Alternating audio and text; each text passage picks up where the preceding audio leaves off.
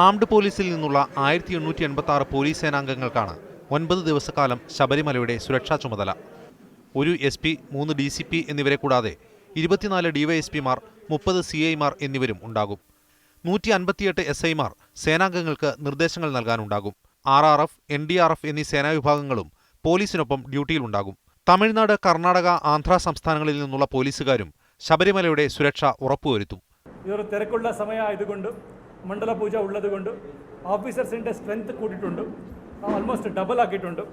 The total strength the ഫേസിലുള്ള total strength 1886. 11 police ഡിവിഷനുകളാണ് നേരത്തെ ശബരിമലയിൽ ഉണ്ടായിരുന്നതെങ്കിൽ ഇപ്പോൾ അത് 17ആയി ഉയർത്തി. 85 ബോംബ് സ്ക്വാഡ് അംഗങ്ങളും 16 നിരീക്ഷണ ക്യാമറകളും പോലീസിന്റെ സഹായത്തിനുണ്ടാകും. പമ്പയിലേതിന് സമാനമായി സന്നിധാനത്തും കൺട്രോൾ റൂമുകൾ സ്ഥാപിക്കാനും സ്വാമി അയ്യപ്പൻ റോഡിൽ പോലീസ് എയ്ഡ് പോസ്റ്റ് സജ്ജമാക്കാനും നടപടിയുണ്ടാകും.